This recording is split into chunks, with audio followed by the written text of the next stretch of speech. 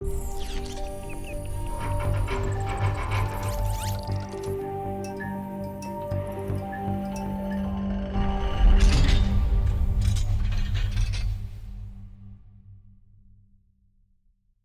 can hear me.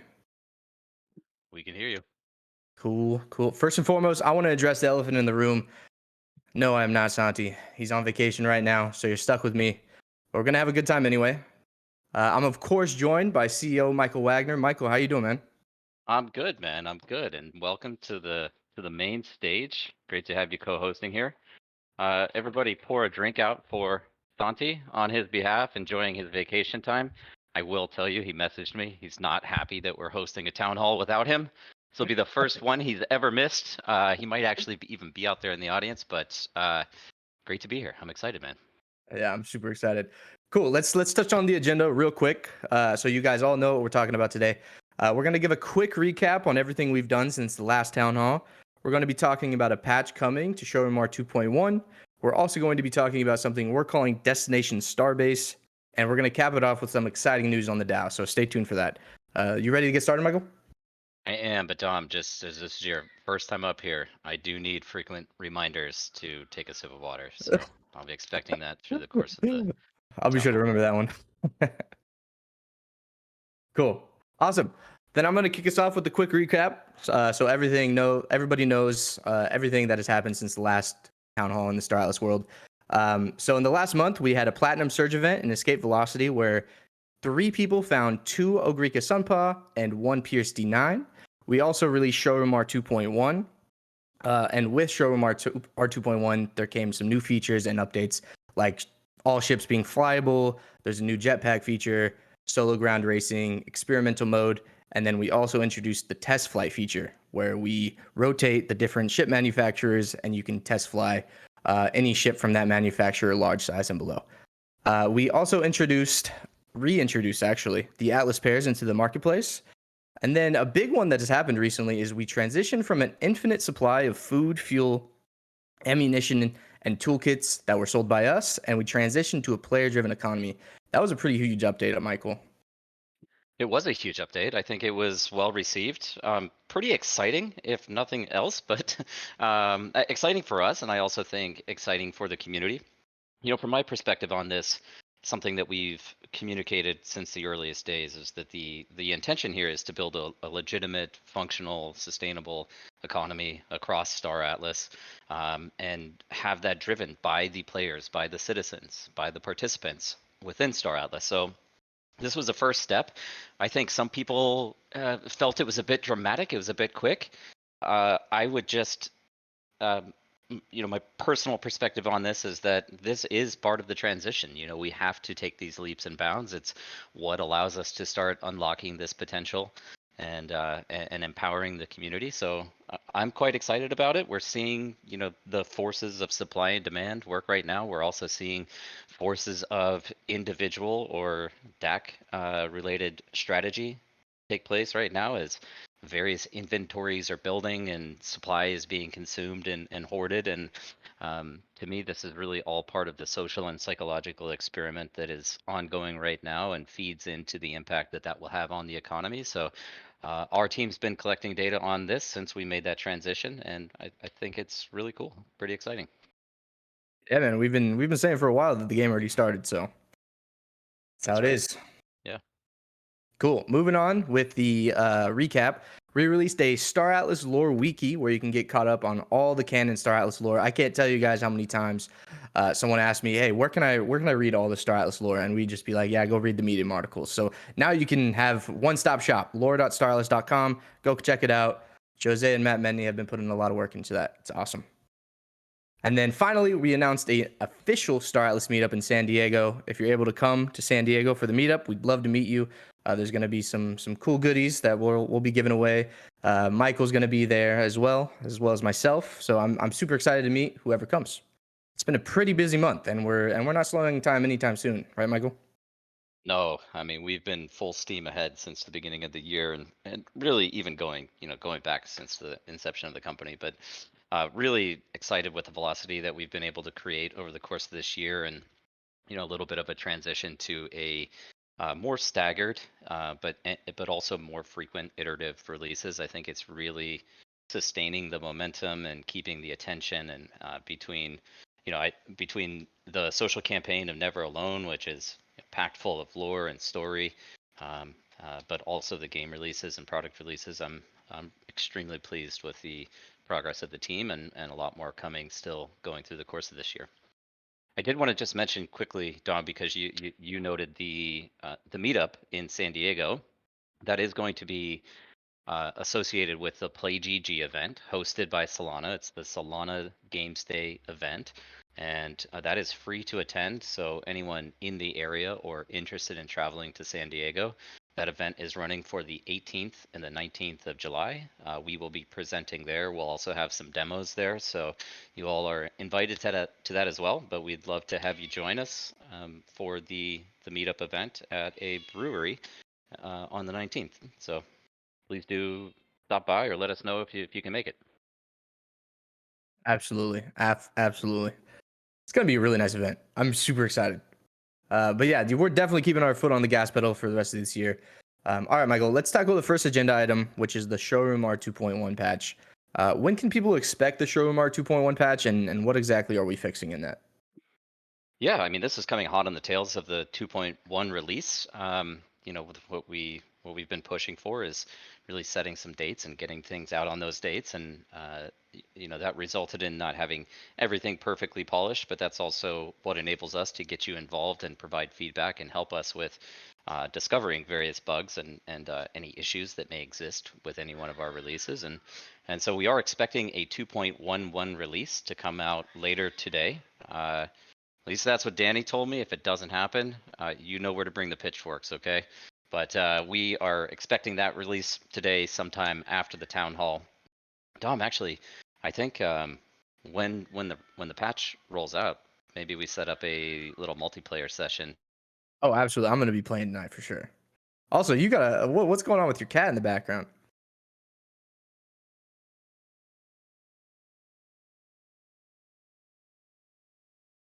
Is my mic go up?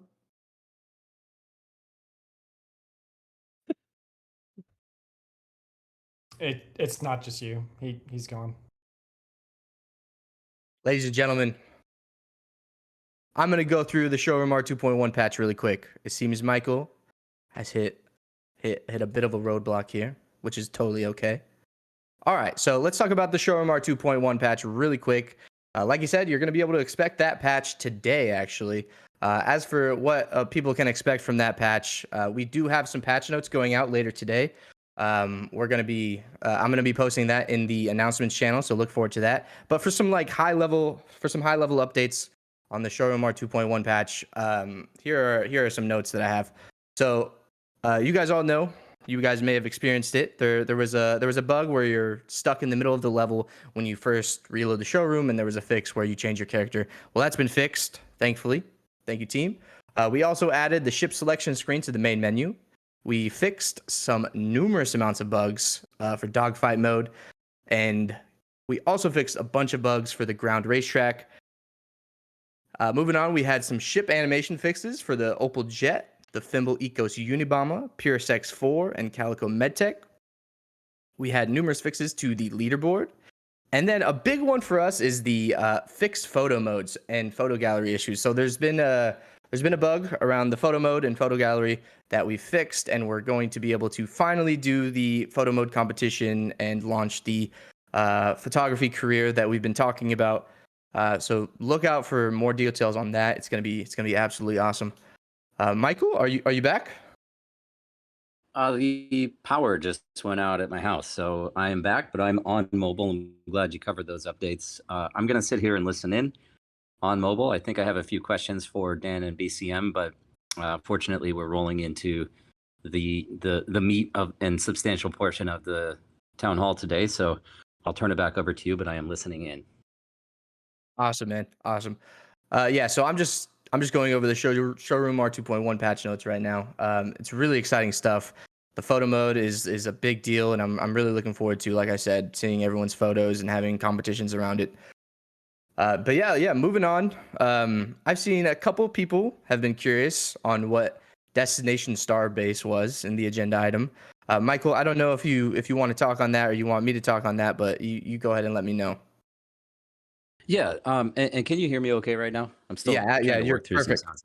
Perfect. Perfect. Okay, cool. I'll just go really quickly through this portion of it. Destination Starbase is effectively a continuation of the Start Sequence campaign that we kicked off last year. I think many of you will recall the Start Sequence campaign included the sale of multiple assets. That was discounts on ships. It was the first time we sold claim stakes. It was also the first time that we sold CSS, or Central Space Station land plots as well. Now, it's been quite a few months since we've listed anything new on the marketplace.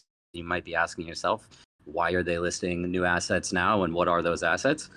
Well, we want to get you well prepared for what is up and coming in the next release of Sage, which is currently under the operating title of REC, Resource Extraction and Crafting.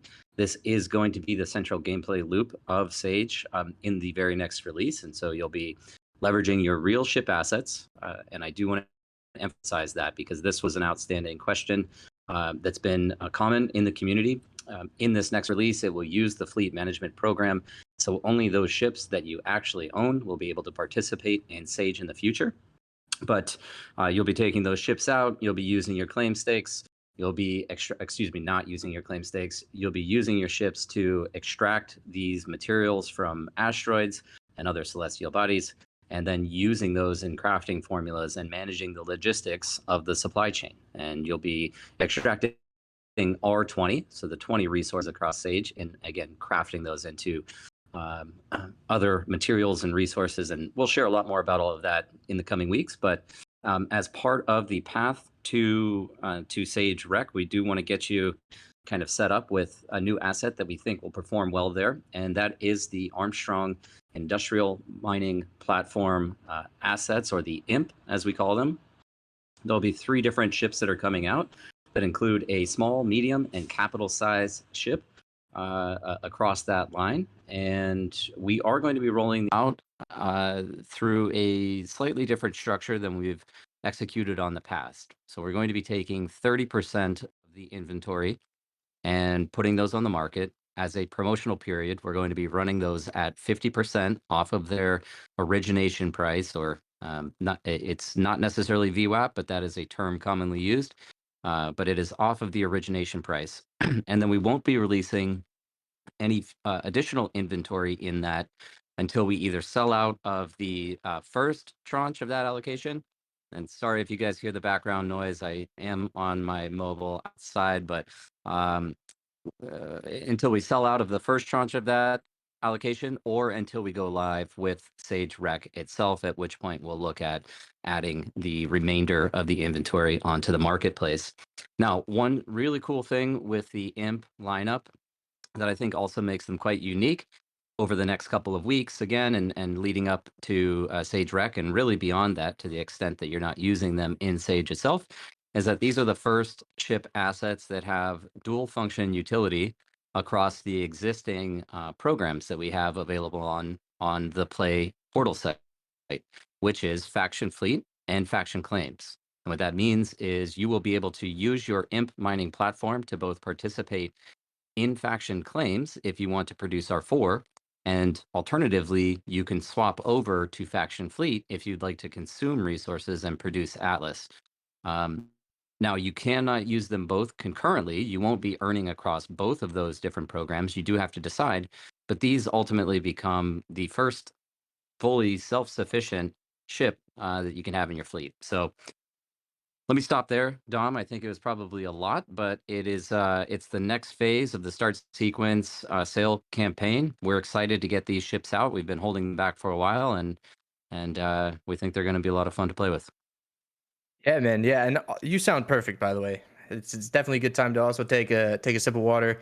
And I did see a question asking, can normal ships be in both Faction Claims and Faction Fleet? And no, it is just these ships, right, Michael? These are the only ships that have that functionality. One more thing to note there, but not necessarily on that question, and then I just lost my train of thought. But no, No other. Oh, that's what it is. So no other ship will be able to participate in both. It's only the Imp. A part of this transition, by the way, and I don't think we've rolled out the announcement yet, but all ships now across all fleets are getting updated ship configuration. So this is the V2 config coming from the game design department. So you're going to see some updates to all of the stats and how they're displayed on the portal site as we roll this out. And I don't think I shared the date, but I think we're rolling this out next Wednesday. I don't have my notes in front of me, but I think next Wednesday or next Thursday is the plan to release these Imp ships. And I know you're on mobile now, so I don't know if you can see me sharing my screen, but I am sharing my screen of one of the ships. This is the Armstrong Imp Tip. And then I'm going to share the next one. This is the Armstrong Imp Tap. And then here's the Armstrong Imp. Man, that looks insane. I'm not going to lie. That looks crazy. These ships are absolutely insane. I'm very much looking forward to it. All right. Well, cool. Michael, is there anything else you want to say on that, or can we move on?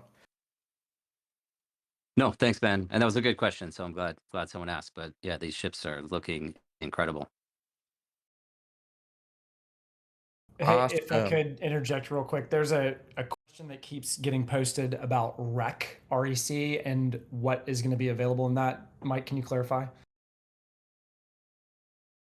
So REC is just the next release that is up and coming in Sage. It's an acronym for Resource Extraction and Crafting. And those are the core gameplay loops that are coming online. Again, supportive of this idea of transitioning the economy over. So players are going to be deploying their fleets into the Sage map.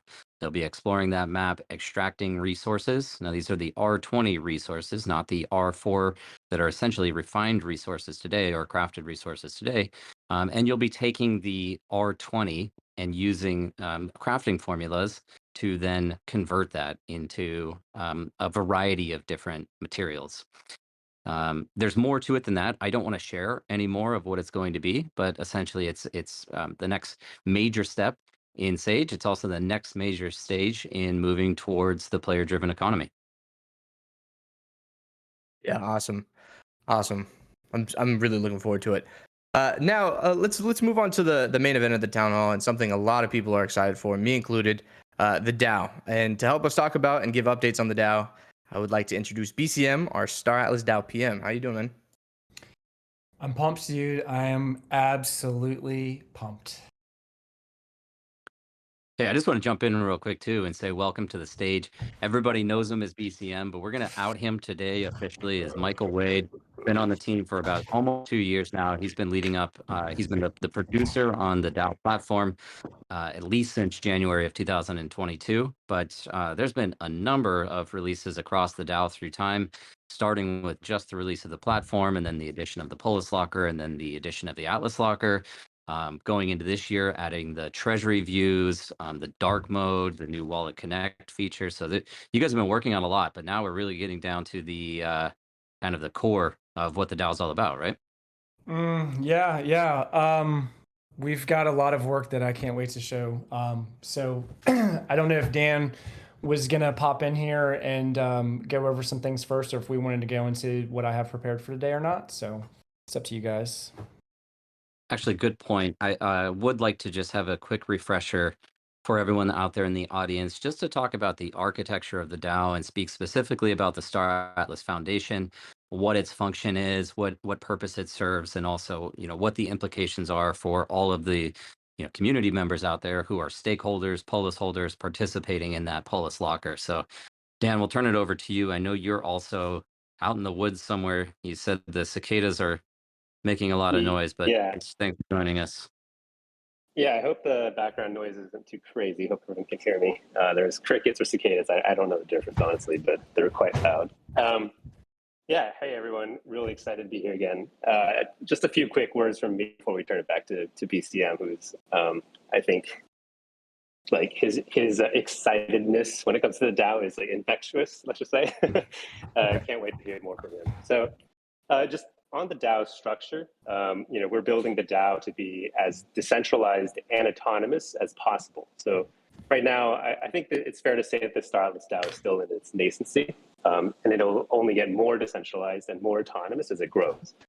The goal being to eventually have the DAO function so autonomously that Star Atlas can be self-governed by its own players for as long as the Polis governance token is out there.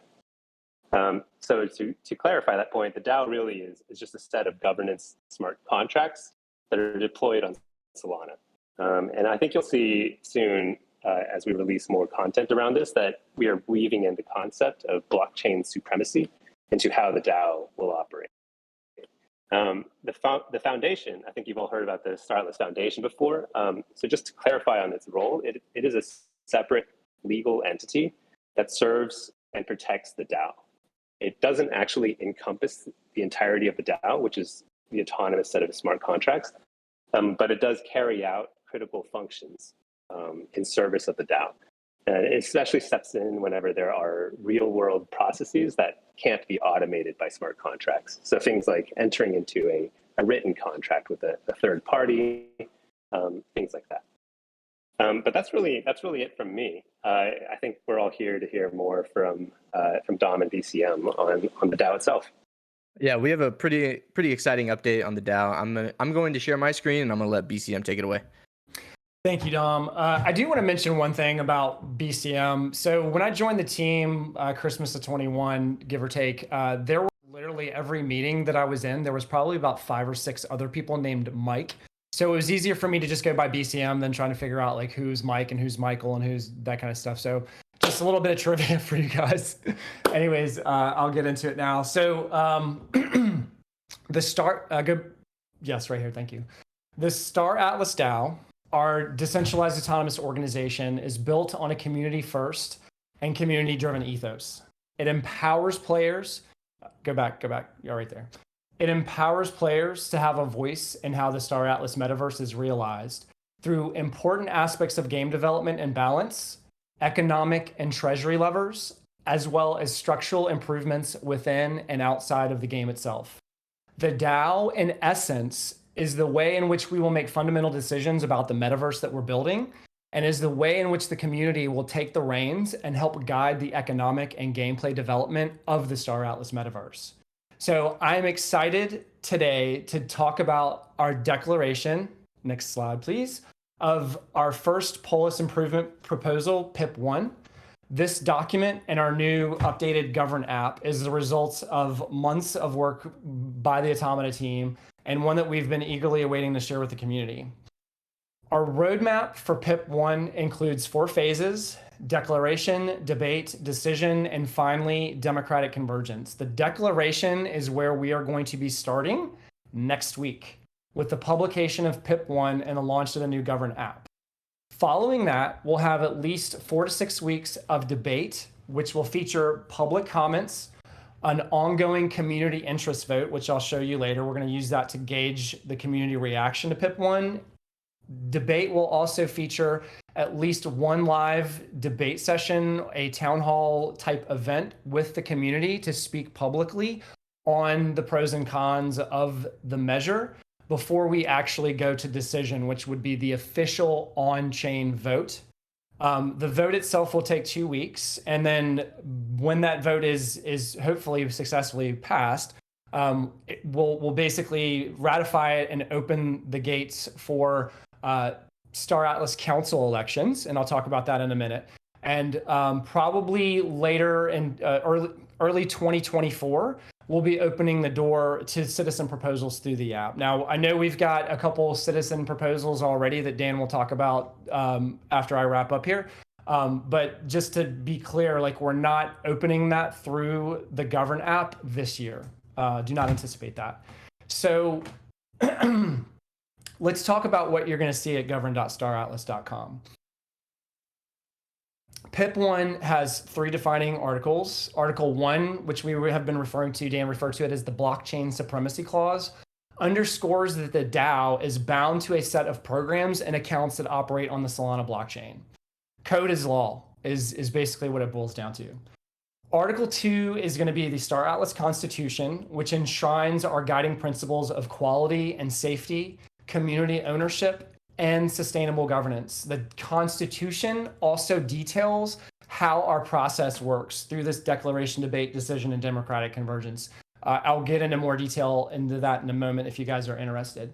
And finally, the third article will ratify the formation of the foundation that Dan just talked about, our real world agent, which will act on behalf of the DAO in Earth-based legal and business matters.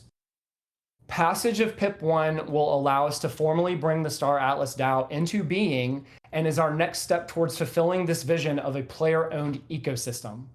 PIP 1 builds on the principles set forth in the Star Atlas white paper, economics paper, and sustainable governance papers, which are our founding documents. Now, I've prepared a brief demo of what you can expect to see. Make that full screen for everybody here. So this is going to be the updated front page.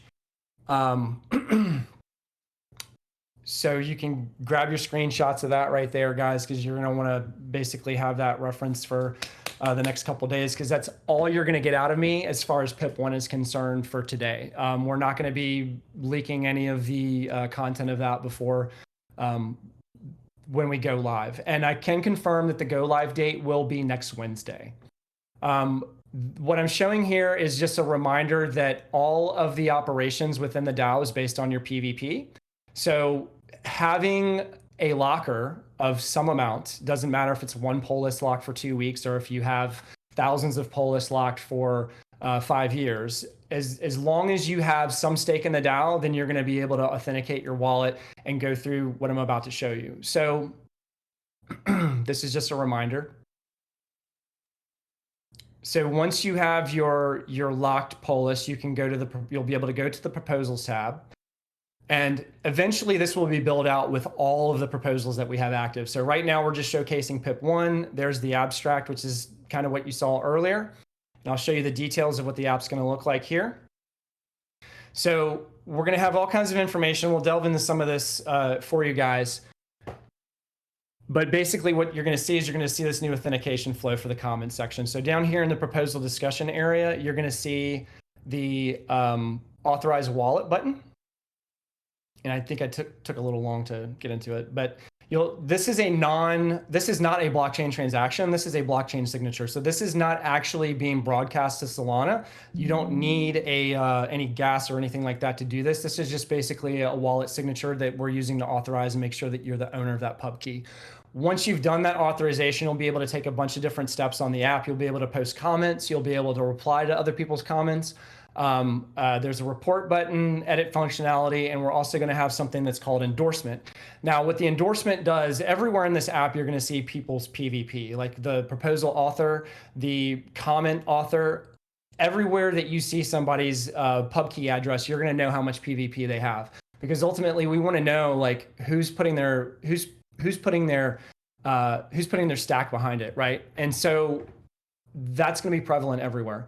So you can respond to other people's comments, you can endorse their comments, and basically we're going to use all of that stuff as signaling to figure out what is the most important and what's the most supported comments and so forth. And what we have over on the right hand side here is a public interest voting system. It's it's off-chain voting, which is there for us to be able to gauge the community support for the measure. And I'll get into the details of what that is basically, but you're going to have two buttons here, either approve or disapprove, where when you push that button, it's going to calculate your PvP and it's going to add that to the stack. And so what we're showing here is the number of people, or the amount of PvP that is in favor of the measure and the amount of PvP that is not in favor of the measure as a percentage of all of the community's PvP. And I don't know if I need to break that down any further than that. Dom, you want to move to the next slide real quick?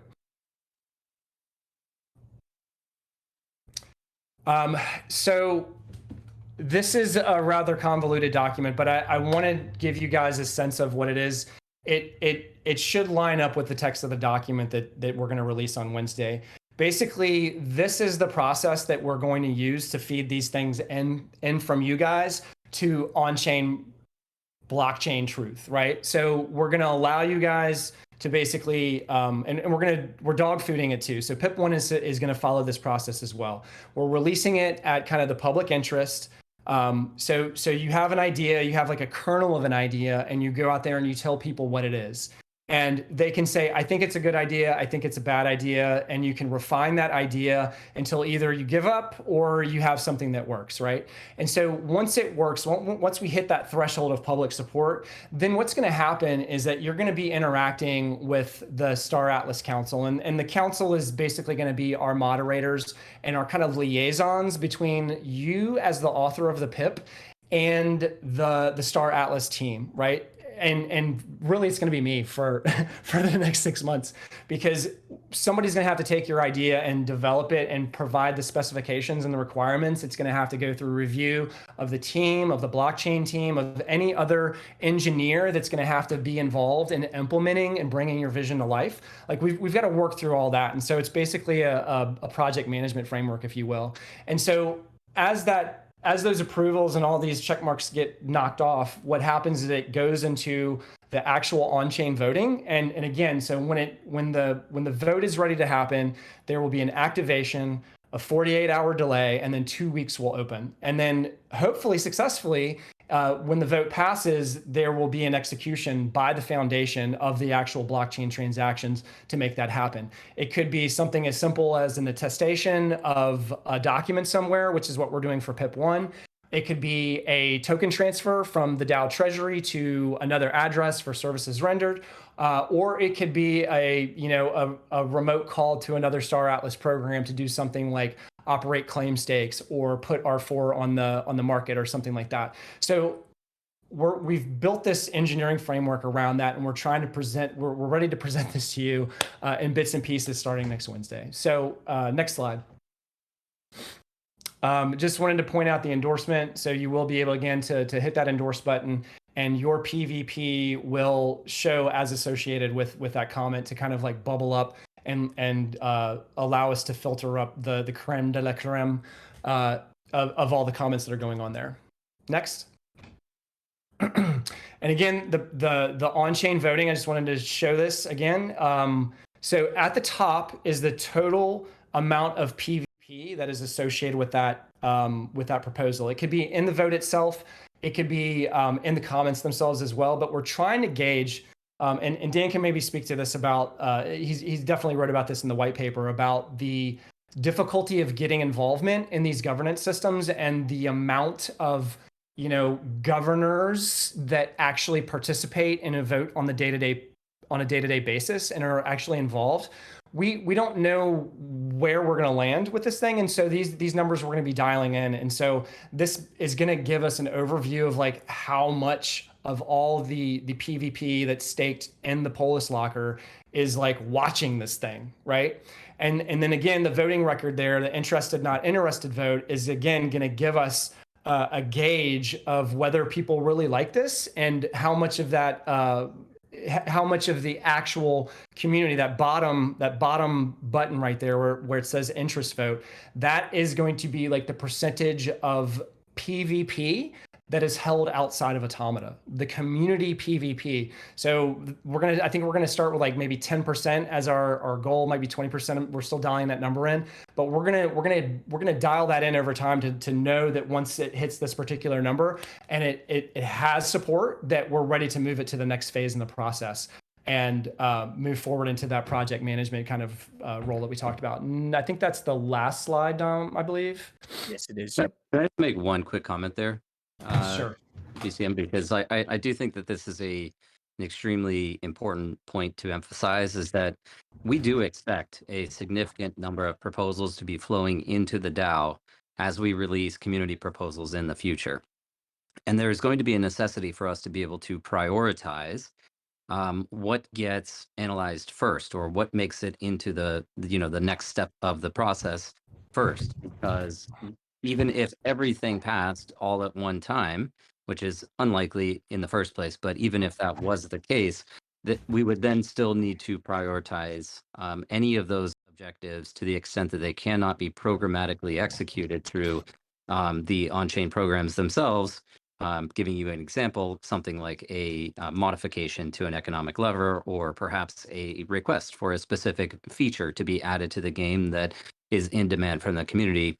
Some of those things still need to be developed, which means they still need to be prioritized within our development pipeline. So it's important for us to first be able to prioritize what are the proposals that are the most important to the community, and you all are the ones that are making that determination commitment to or your demonstration of interest in a particular proposal that's on there. So that's really it. But again, I think this is a very important factor that we ensured we added to this, so we could at least determine that order of priority, what is most impactful to people, and then those are the items that can be highlighted. Yeah, like I said, we're super excited. We're committed. So Wednesday, you guys will have it. That's super And we'll exciting. be rolling out. We'll be rolling out. Yeah, it'll be a lot of a lot of feature releases following that. I'm sure. So Awesome. So next Wednesday, can't wait. Dan, I know we have a lot of people that are really anxious to get proposals in. Do you want to add anything for those people? Yeah, just briefly on that. It is actually exciting seeing some governance proposals come through already from the community. So a big shout out to Signal, who's one of our very active community members and took the initiative to put together a community written proposal called PipX, I think right now. And it's a pretty interesting proposal that basically suggests that the DAO should play an active part in the in-game resource economy. And I am fully aware there's been a lot of very vigorous discussion about the proposal. So I'm definitely not commenting on the merits or anything at this point. But the process that he followed is actually the one to follow right now, which is he basically went out there with an idea or a draft proposal that followed the general structure for a proposal. And then he started gauging public support. So, right now he would have the opportunity to see if a revised version might make sense, or then he could dive in with some revisions. If not, then go back to the drawing board, come up with a new idea, abandon the idea if it doesn't seem viable. And that's just all part of the process. So for now, really the best way to get a proposal going is just to kind of do what Signal did. Come up with an idea, draft something, circulate it in the governance channel on Discord, and then we'll see how community support comes in. If there seems to be a critical mass of community support, then we can manually right now elevate a proposal. We'll refine it and elevate it to the formal voting process. We can do that, but it would have to be done manually. It's that eventually we'll have the process be more automated, streamlined, and permissionless. So anyone with PvP can participate, submit their own ideas, and get started that way. So basically for now, we'll just be seeing you all in the governance channel, at least for the near term.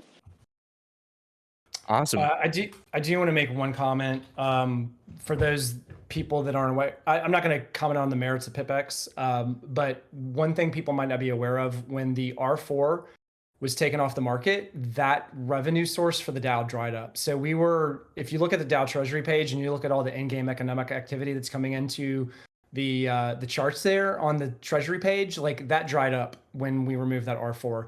So PipX would have the effect of actually restoring some of that income to the DAO. Again, I'm not going to say whether I support it or not, but from using it as an example of like the process that we would have to go through, there would either have to be some sort of manual process through the foundation to manage the actual like claims and the posting of the market orders, or we would have to actually have the blockchain developers build like a particular type of permissionless program that could do the same thing and be run permissionlessly in a decentralized on-chain thing. So those are the kind of things that we'll be looking at as we bring these proposals in and start shepherding through this process. So that's it for me. Thank you. Thanks, man. Does anyone else have any comments before we move on? If not, we can get started with some Q&A. Cool. All right. Well, this is the first step towards giving you guys, the community, more control. It's really exciting stuff. But yeah, let's get into some Q&A. If you have a question about the DAO or PIP1, raise your hand. Please keep it on topic, though. Would really appreciate that, guys. But yeah, like I said, raise your hand if you have any questions for the boys on the DAO team. I'm bringing you up, Calros, but I'm scared.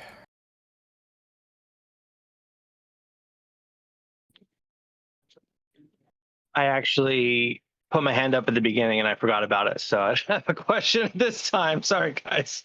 Okay. All right. Thanks, No, man. you must ask one before you leave. You must stay here. Yeah, I'll ask a question. As far as the manual process for elevating pips, I know when Signal was discussing his pip, there was a lot of like, we were getting a gauge for the feeling, but it was just a lot of noise in Discord, and we don't really know what PvP was like. So when you're manually approving a process, is it still using the DAO? Like, will you still be gauging based on the PvP aspect of that? Yeah, we would basically just white glove it on there. So eventually the idea is to give you guys the ability to just create a new proposal. And again, it's not going to be like a lot of requirements other than like an idea and like a summary.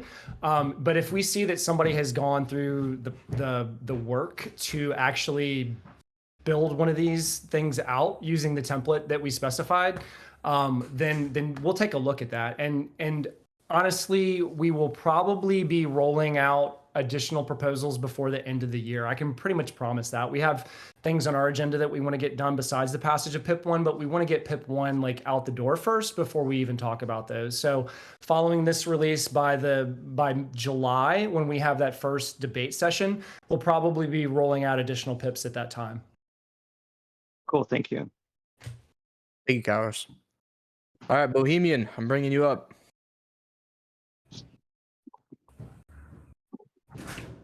Welcome, Bohemian. How you doing?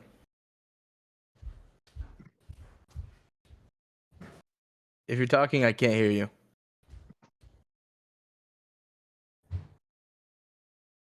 Nope. Bohemian. I'll give you a couple more seconds. Oh, I see you trying to mute and unmute.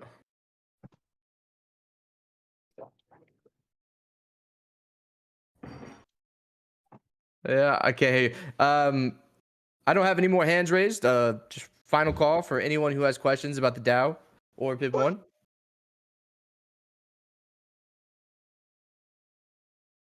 I just answered all the questions with my awesome demonstration presentation. Yeah. Oh, I see Melkor, you requested to speak. Bringing you up. Oh, never mind. You rescinded your offer. Thank you, Bomber. Yes. Appreciate it. All right, Signal, I'm bringing you up. Uh-oh. Yeah, good luck.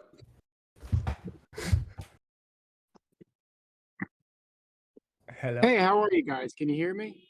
We can hear you. Man. Awesome, fantastic. And so let me see if I can muster up like a classic, thorny, interesting Signal question for the DAO.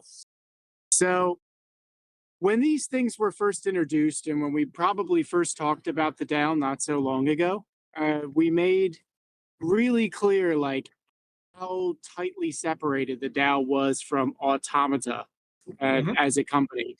Totally separate site. We didn't even want it leading back to the same site. There's a foundation. There's all these different things to separate it out legally and structurally from the company. It seems like right now, at least in the way that we're discussing proposals, ideas, things that we submit, that they're kind of being gauged by the team, by internal people at Automata, how engineers in-house In a future where the stars are within The Star Atlas Constitution. Sorry. How individual blockchain engineers or teams or people inside of Automata would be able to either action those things or prioritize them or interact with them. And it makes it seem, at least a little bit early on, as though when we're talking to the DAO and proposing things to the DAO, who we're really talking to and proposing things to is, in some sense, the Star Atlas team and Automata, at least in these early stages. Would you like to describe what separates this out as an organization and a structure from Automata in terms of how we create our pips, what's being reviewed, who's reviewing them, since it seems like, at least in the short term, like you said, Blockchain Man, you effectively will be the council for the next 6 months. So like, where do you Yeah. start drawing the line? Because it can get a little murky and gray. So It's- very good points, Dan. If you don't mind, I'd like to respond. So I didn't really talk a lot about the position of the council. So we do have a roadmap that includes an election of community members to provide that role. You are right, but we had a lot of discussions about this, actually, about what the ideal is and where we're actually at now. And so we wanted to be very clear about how we're presenting this to you guys with that in mind. So what I want to say is that where we're at now is not where we're going to be. When we open up the floodgates, the council will be taking that role. So they will be elected from the community, and they will serve that role to kind of help things, make sure that we dot all the T's and cross all the I's, or excuse me, I said that backwards. But the frame shift that occurred to me over the past couple weeks here is that I don't work for Automata. I work for the DAO. So Automata actually works on behalf of the DAO as a service provider.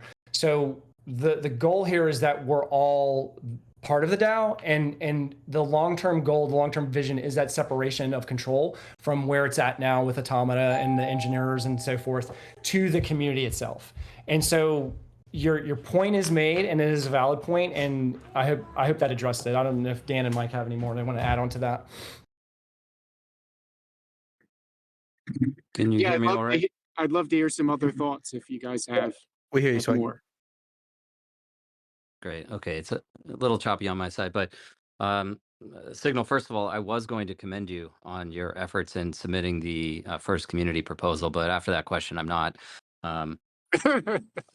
Joking, of course, but no, I really appreciate your efforts. I think you did a great job getting that out there, putting yourself out there in the open, responding to questions. So again, kudos to you for taking that initiative. Really appreciate that.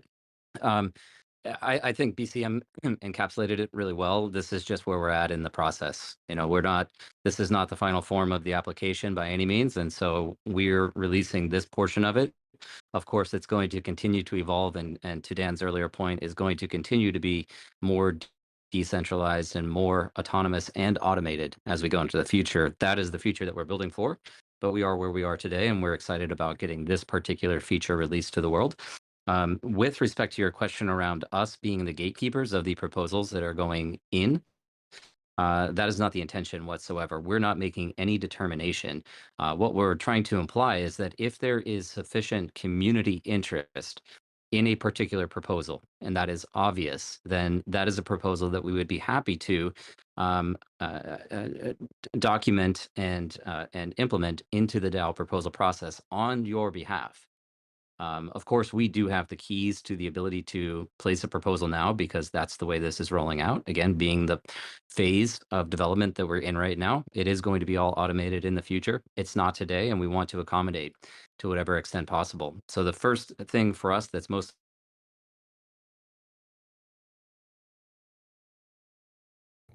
The Did Mike go off for anyone?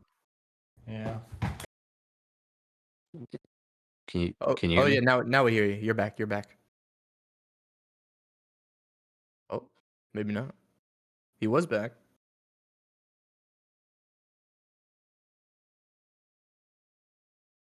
Cool. Well, does anyone else have any comments? Maybe- Or, Dan, you have one? Yeah, maybe while Michael reconnects, we're all just dealing with so many technical issues right now.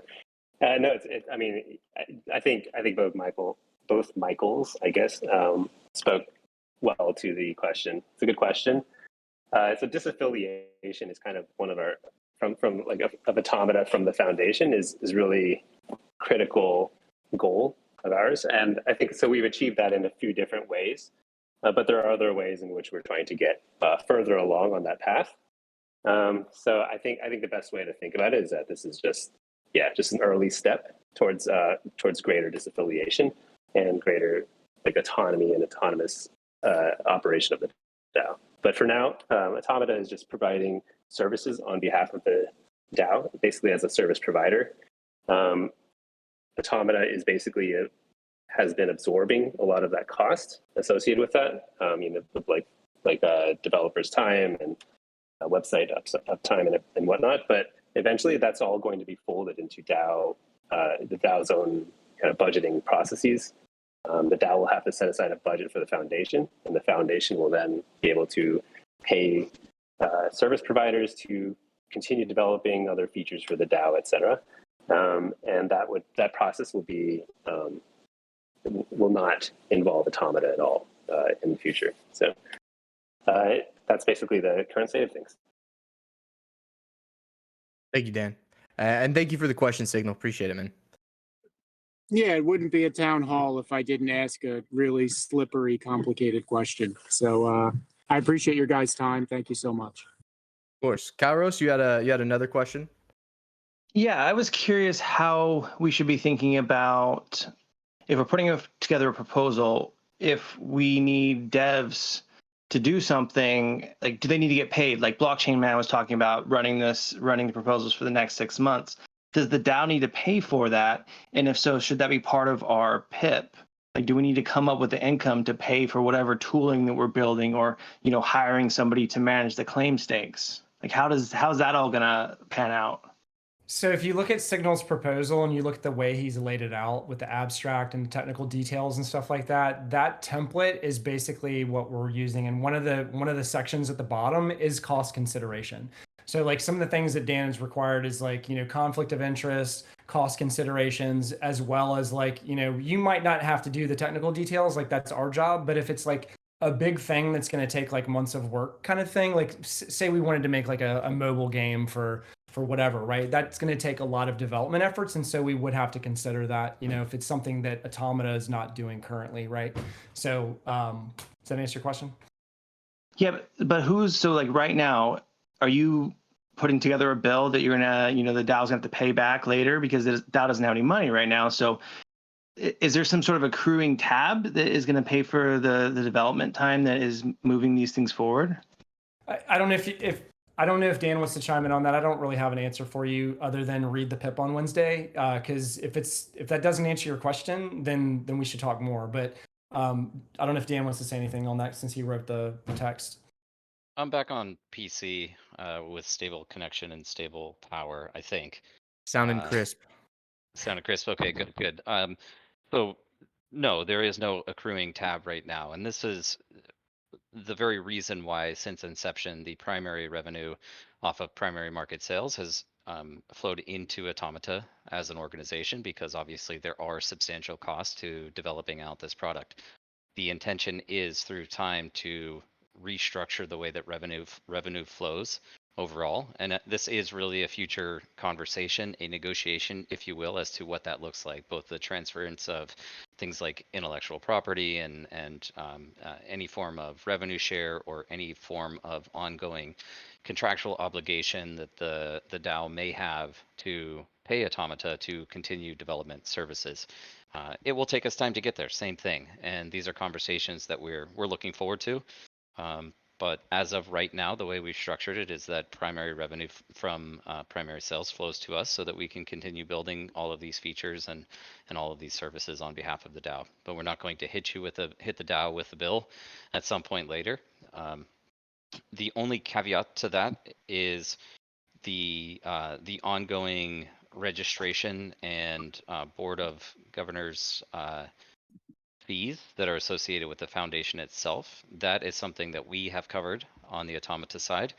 We're not looking for reimbursement on that, but we do want to transfer that liability to the DAO as soon as possible. And I would just clarify that the DAO does actually have money as of right now. I think it's still sitting on something like $1.5 million.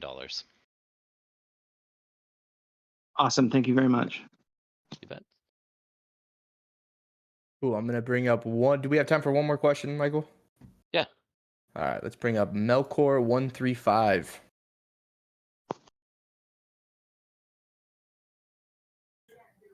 Hi. We hear you. Hi. Well, maybe this is a silly question, not as deep as the other one. But I hear that you guys say that in there will be maybe tough to keep the participation up, and I think that most of the people that plays don't spend too much time on forums like this one, even if you have a power to actually do something. But my question is, for all the people that doesn't speak English quite well, like me, that barely can keep with this conversation, will be any kind of translation that we can feel like official, and we don't have a keyword change by Google Translator that end up be ruled by a Dark Lord or something? I don't know if I say it that right. Buenos días, señor. ¿Cómo está? Muy bien. So we're cognizant of that, and so there's a lot of discussion within Automata about translation tools to make sure that this information is disseminated to our friends in Italy, our friends in South America, and so forth. So if you're asking about help with that, then that is something that we are concerned with. I don't have an answer for you today, but if it's around translation, then we're aware of that. Yes, that's what I'm asking for. It's actually hard to read a lot of text, and if it's not your language, it's even harder though. So that's what I think. So I can I don't know if this isn't alpha, but one thing that we have been looking at is ways to pipeline translations of our output. So for example, Econ has come to me. They produce these quarterly reports every week that are these long, documents about the economics of the DAO. And so we're looking at ways that we can use language models and stuff to automatically translate that and have that available. So one of the things that we have discussed, and this is nowhere on our pipeline right now, but these are the kinds of things that we just talk about, is having a drop-down box where you can literally change the language of the page and have it translate right there while you're looking at it. Now, I know that Google does offer that with certain web pages right now. I don't think I've ever tried to do it with ours, but maybe somebody in the community has tried that to see if Google Translate works well within the system, and if it doesn't, we can try to accommodate that if it's a UX issue. So does that answer?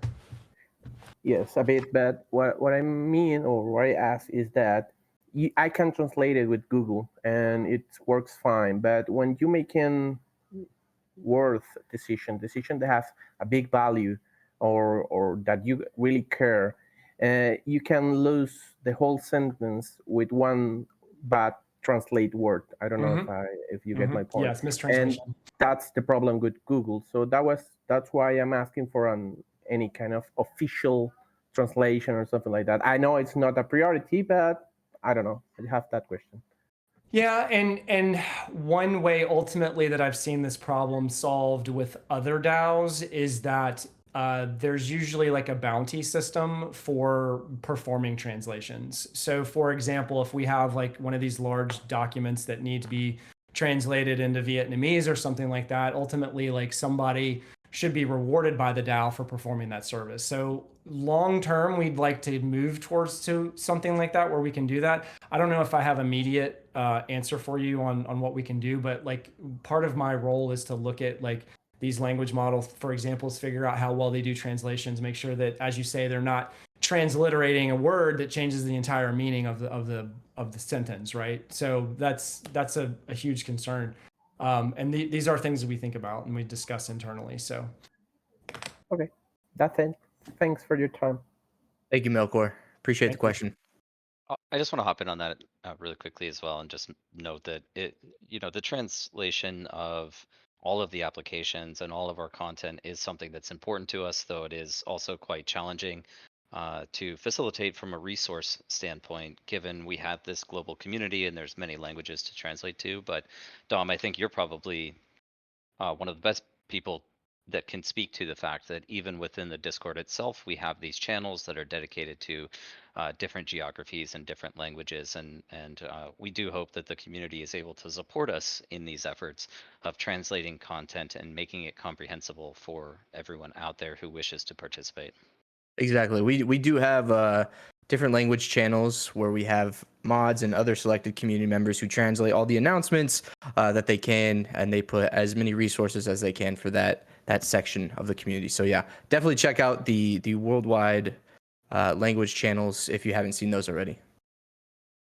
I'll answer one more question from the comments here in the amphitheater from Ganfall. He says, so the treasury is going to be used when Atlas value is at its lowest, or would that Atlas be held until the Atlas price is higher, or is it going to be spent at the current value? Again, that is not our decision.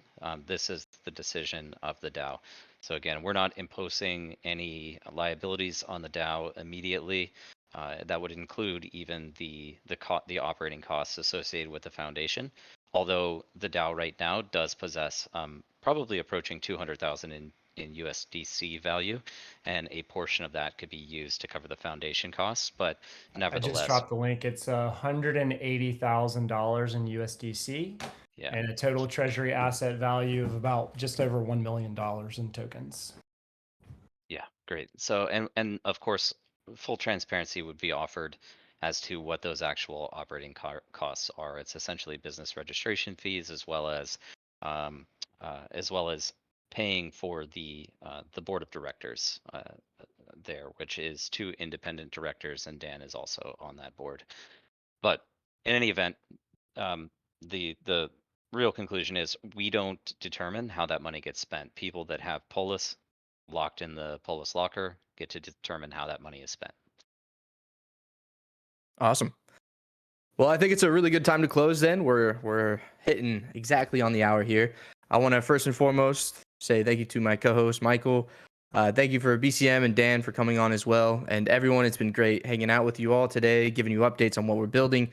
As just a quick recap on what we talked about today, we talked about the Showroom R2.1 patch, which is coming today. So look forward to that. I'll definitely be playing it in the voice chat today as well. We talked about Destination Starbase, which includes 3 miner ships with dual utility in faction claims and faction fleet. And then we gave the DAO update, where we'll have Proposal 1 or PIP 1 next Wednesday. So it's been a great town hall. Michael, do you have any closing thoughts? I'll just say, once again, Santi, you were missed. Dom, you did a great job up here. Really appreciate you co-hosting with me today. And of special note, like when Santi's here, I never have these technical issues. So correlation is not causation, but I don't know, man. Might have to get Santi back for the next one. I had to hit you offline. Sorry. All right, guys, this was great. BCM, thanks for joining us. Dan, thanks for joining us. Everyone, thanks for the great questions. Have a fantastic weekend. And I think I got cut off, Dom, but I was saying when the patch rolls out later tonight, why don't we set up a multiplayer sesh for the community? Let's do it. Awesome. Power to the people. Take care, everyone, and stick it to the man. In a future where the stars are within our grasp, a visionary stands at the forefront of a revolution, filled with brilliant minds with a passion for progress, and a true champion of the people. Automata, a beacon of hope and a catalyst to change.